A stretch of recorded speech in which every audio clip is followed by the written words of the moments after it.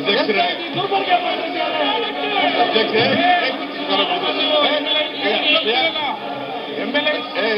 ಕೃಷ್ಣ ಅಧ್ಯಕ್ಷರೇ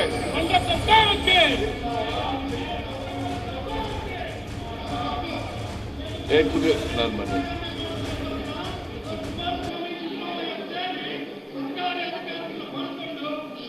ಮಾನ್ಯ ಅಧ್ಯಕ್ಷರೇ, ಸಿದ್ದರಾಮಯ್ಯನವರು ಈಗಾಗಲೇ ಈ ಪ್ರಕರಣದ ಬಗ್ಗೆ ಸರ್ಕಾರ ಏನ್ ಮಾಡ್ತದೆ ಅನ್ನೋದನ್ನ ಬಹಳ ಸ್ಪಷ್ಟವಾಗಿ ಸರ್ಕಾರದ ನಿಲುವನ್ನ ನಾವು ಸ್ಪಷ್ಟಪಡಿಸಿದ್ದೀವಿ. ಆದರೂ ಕೂಡ ನಿಮ್ಮ ಮಾತಿಗೆ ಗೌರವ ಕೊಟ್ಟು ನಿನ್ನೆ ಏನ್ ಹೇಳಿದ್ರಿ, ಲೀಡರ್ಗಳನ್ನ ಕರೆದು ಮಾತಾಡ್ತೀವಿ ಒಂದ್ಸಾರಿ ಅದಕ್ಕೆ ನಾನು ನಿಮಗೆ ಧನ್ಯವಾದಗಳನ್ನ ಹೇಳ್ತೇನೆ, ಅಭಿನಂದನೆಗಳನ್ನ ಹೇಳ್ತೇನೆ. ನೀವು ಪ್ರಜಾಪ್ರಭುತ್ವ ವ್ಯವಸ್ಥೆಯಲ್ಲಿ, ಸಂಸದೀಯ ವ್ಯವಸ್ಥೆಯಲ್ಲಿ ಏನೇನು ಯಾವ ರೀತಿ ಮಾರ್ಗೋಪಾಯಗಳನ್ನ ಮಾಡಬೇಕು ಅಂತಕ್ಕಂಥದ್ದನ್ನ ಪ್ರಯತ್ನ ಮಾಡಿದ್ದೀರಿ. ಅದಕ್ಕೆ ಮತ್ತೊಮ್ಮೆ ಧನ್ಯವಾದಗಳು. ನಮ್ಮ ನಿಲುವನ್ನ ನಿಮ್ಮ ಚೇಂಬರ್ನಲ್ಲೇನು ಅಲ್ಲೂ ಕೂಡ ಸ್ಪಷ್ಟಪಡಿಸಿದ್ದೀವಿ. ಇವತ್ತು ನಾವು ಕರ್ನಾಟಕದಲ್ಲಿ ನಡೀತಾ ಇರ್ತಕ್ಕಂಥ ಕೆಟ್ಟ ರಾಜಕಾರಣ, ಶಾಸಕರುಗಳ ಕುದುರೆ ವ್ಯಾಪಾರ, ಸಂವಿಧಾನಬದ್ಧವಾಗಿ ರಚನೆ ಆಗಿರ್ತಕ್ಕಂಥ ಸರ್ಕಾರವನ್ನು ಅಭದ್ರಗೊಳಿಸ್ತಕ್ಕಂಥ ಪ್ರಯತ್ನ ದಿನನಿತ್ಯ ಇದು ಮಾಡ್ತಾ ಇದ್ದಾರೆ.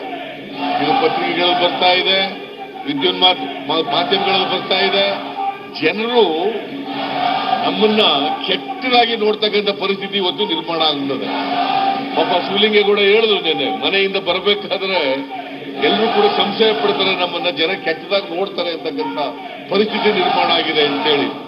ಈ ಪರಿಸ್ಥಿತಿನಲ್ಲಿ ಇವತ್ತು ನಿಮ್ಮ ಮೇಲೆ ನಾವು ಬಹುಶಃ ನಿಮ್ಮ ಮೇಲೆ ಅಪವಾದ ಬರದೇ ಹೋಗಿದ್ರೆ ಸ್ವಲ್ಪ ನಮ್ಮ ನಿಲುವಿನಲ್ಲಿ ಸಡ್ಲ ಮಾಡ್ತಿದ್ವು ಏನೋ ಗೊತ್ತಿಲ್ಲ. ಆದ್ರೆ ಅದು ತೀರ್ಮಾನ ಆಗಿದೆ. ನೀವು ಕೂಡ ಸಲಹೆ ಕೊಟ್ಟಿದ್ರೆ, ಮುಖ್ಯಮಂತ್ರಿಗಳು ಕೂಡ ಸರ್ಕಾರದ ನಿಲುವನ್ನು ಸ್ಪಷ್ಟಪಡಿಸಿದ್ದಾರೆ. ಇದು SIT ಇಂದಲೇ ಆಗ್ಬೇಕು. ಕಾರಣ ಯಾಕಪ್ಪ ಅಂತಂದ್ರೆ ಇದರಲ್ಲಿ ಭ್ರಷ್ಟಾಚಾರ ಬರ್ತದೆ, TC ಆಕ್ಟ್ ಒಳಗಡೆ ಬರ್ತದೆ, ಭ್ರಷ್ಟಾಚಾರ ನಿಷೇಧ ಕಾಯ್ದೆ ಒಳಗಡೆ ಬರ್ತದೆ, ಇಂಡಿಯನ್ ಪೀನಲ್ ಕೋಡ್ ಒಳಗಡೆ ಬರ್ತದೆ. ಸದನ ಸಮಿತಿ ಆಗಲಿ, ಪ್ರಿವಿಲೇಜ್ ಕಮಿಟಿ ಆಗಲಿ, ಅದರಿಂದ ಸತ್ಯ ಹೊರಗಡೆ ಬರಲ್ಲ.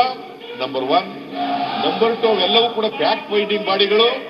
ಪ್ರಾಸಿಕ್ಯೂಷನ್ ಮಾಡಕ್ಕಾಗಲ್ಲ, ತಪ್ಪಿತಸ್ಥರಿಗೆ ಶಿಕ್ಷೆ ಆಗಲ್ಲ. ಇವತ್ತೇನು ಕೆಟ್ಟ ರಾಜಕಾರಣ ನಡೀತಾ ಇದೆ, ಆ ರಾಜಕಾರಣಕ್ಕೆ ಕೊನೆ ಮಾಡಕ್ ಸಾಧ್ಯ ಇಲ್ಲ. ದೇಶದಲ್ಲಿ ಒಂದು ರಾಜಕೀಯ ಮೌಲ್ಯಗಳನ್ನ ಎತ್ತಿಡಿತಕ್ಕಂಥ ಪ್ರಯತ್ನವನ್ನ ಮಾಡಲಿಕ್ಕೆ ಎಂದೆಂದಿಗೂ ಕೂಡ ಸಾಧ್ಯ ಆಗಲ್ಲ. ಈ ಸಂದರ್ಭದಲ್ಲಿ ನಮ್ಮ ನಿಲುವು ಬಹಳ ಸ್ಪಷ್ಟವಾಗಿದೆ. SIT ಇಲ್ಲಿ ಆಗಬೇಕು. ಯಾರು ಅಪರಾಧ ಮಾಡಿದ್ದಾರೆ, ಅವ್ರು ಎಷ್ಟೇ ದೊಡ್ಡವರಾಗಿರ್ಲಿ, ಇದ್ರ ಹಿಂದ್ಗಡೆ ಯಾರ್ಯಾರು ಕೈವಾಡಗಳಿದಾವೆ ಅಂತ ಎಲ್ರಿಗೂ ಗೊತ್ತಿದೆ. ಅವ್ರಿಗೆ ಶಿಕ್ಷೆ ಆಗ್ಲೇಬೇಕು. ಕಾನೂನನ್ನು ತಾವು ಇನ್ವೋಕ್ ಮಾಡಲೇಬೇಕು. ಅದಕ್ಕೋಸ್ಕರವಾಗಿ ಸರ್ಕಾರ ಯಾರಿಗೂ ಹೇಳ್ತಾ ಇಲ್ಲ, ನೀವು CID ಮಾಡಿ ನಾವು ರಿಪೋರ್ಟ್ ಕೊಡಿ ಅಂತ ಹೇಳ್ತಾ ಇಲ್ಲ. ಮಾಧುಸ್ವಾಮಿ ಹೇಳಿದ್ರು, CIDಗೆ ಒಂದು ಡಿಸಿಷನ್ ಮೊನ್ನೆ ಕೋರ್ಟ್ ಮಾಡಿದ್ರು. ಆ ಡಿಸಿಷನ್ ಹೇಳಿರೋದು CIDಗೆ ಹಿಂದೆ ಸರ್ಕಾರ ಡೈರೆಕ್ಷನ್ ಕೊಟ್ಟಿತ್ತು ಟು ಗಿವ್ ದಿ ರಿಪೋರ್ಟ್. ಈ ಕೇಸ್ ಇನ್ಸ್ಟಂಟ್ ಕೇಸ್ನಲ್ಲಿ ಆ ಥರದ್ದಲ್ಲ. ಸರ್ಕಾರಕ್ಕೆ CBI ಕೊಡೋದಕ್ಕಾಗ್ಲಿ, CID ಕೊಡೋದಕ್ಕಾಗ್ಲಿ, SIT ಕೊಡಕ್ಕಾಗ್ಲಿ ಅಥವಾ ಪೊಲೀಸ್ನವರು ಕೊಡಕ್ಕಾಗ್ಲಿ ಅಧಿಕಾರ ಇದೆ. ಸರ್ಕಾರ ಇದನ್ನ SIT ಕೊಟ್ಟು ತ್ವರಿತವಾಗಿ ವಿಚಾರಣೆ ಮಾಡಿ ಸತ್ಯ ಹೊರಗಡೆ ಬಂದು ಈ ನಾಡಿನ ಜನತೆಗೆ ಇವತ್ತು ನಿಮ್ಮ ಮೇಲೆ ಕಳಂಕ ಏನಿದೆ ಆ ಕಳಂಕ ಹೋಗ್ಬೇಕು ಅನ್ನೋ ಕಾರಣಕ್ಕೋಸ್ಕರ ಮತ್ತೊಮ್ಮೆ ಸ್ಪಷ್ಟಪಡಿಸ್ತಾ ಇದ್ದೀನಿ. SIT ಮೂಲಕನೇ ತನಿಖೆ ಆಗಬೇಕು, ಸತ್ಯ ಹೊರಗಡೆ ಬರಬೇಕು, ತಪ್ಪಿತಸ್ಥರಿಗೆ ಶಿಕ್ಷೆ ಆಗಬೇಕು. ಇದು ಸರ್ಕಾರದ ಸ್ಪಷ್ಟವಾದಂತ ನಿಲುವು.